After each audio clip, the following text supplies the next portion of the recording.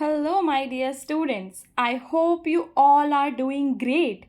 So, students, आज का ये वीडियो उन स्टूडेंट्स के लिए इम्पॉर्टेंट है जिन्होंने अभी तक अपना MA political science second year में री रजिस्ट्रेशन नहीं किया है।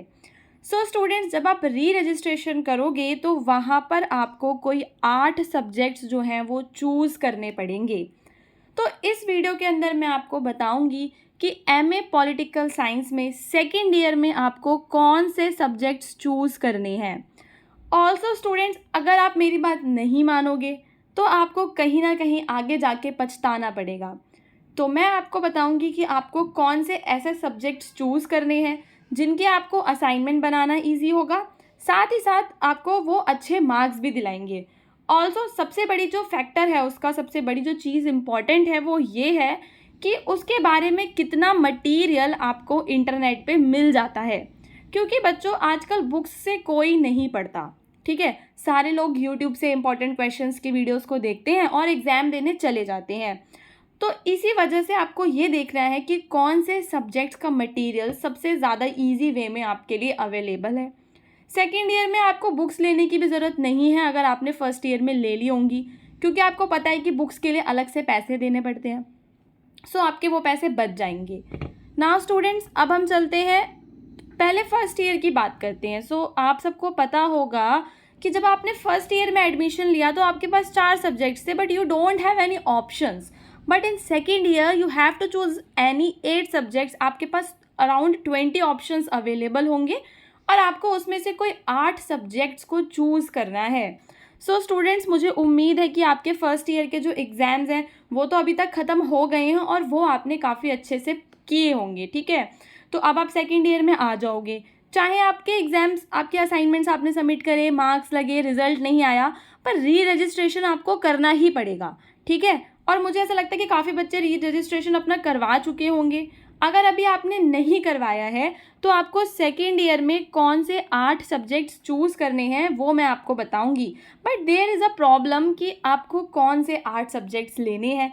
आपको वो सब्जेक्ट्स लेने हैं जिन्हें पढ़ना क्या रहेगा, ईजी रहेगा। अभी यहाँ पे मैं आपको 11 सब्जेक्ट्स बताऊंगी, ठीक है। 11 मैंने इसलिए बताया क्योंकि 11 सब्जेक्ट्स ईजी हैं। आपको कोई 8 चूज़ करने हैं, आप उन 11 में से 8 चूज़ करना।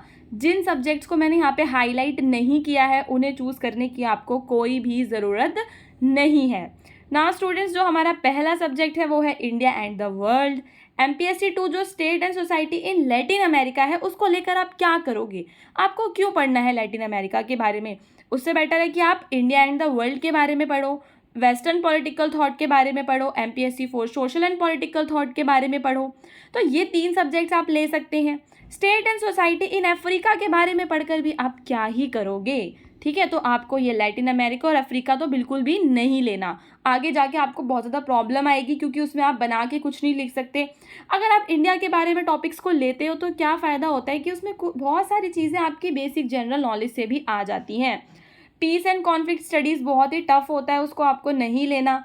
उसकी जगह आप social movements and politics in India ले सकते हो, स्टेट पॉलिटिक्स इन इंडिया ले सकते हो। MPSC 9 को लेकर क्या करोगे, कनाडा पॉलिटिक्स के बारे में पढ़ के कोई फ़ायदा है? हमारे लिए तो फ़िलहाल नहीं है। अगर आप कनाडा जाने का सोच रहे हो तो ले सकते हो।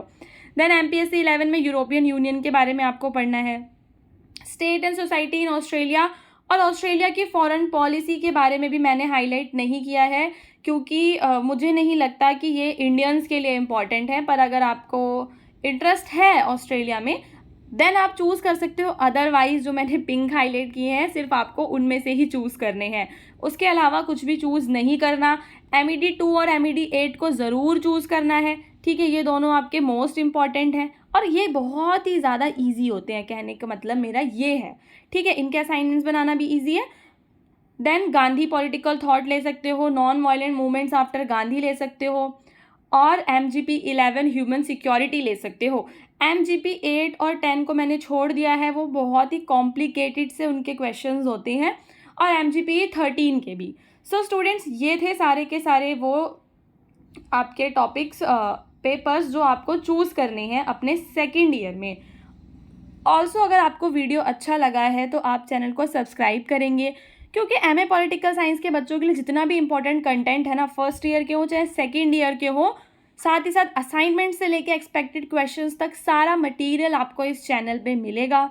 ऑल्सो फॉर एनी क्वेरीज आप कमेंट करके बता सकते हैं अगर आपको किसी भी बारे में कुछ भी जानना है तो।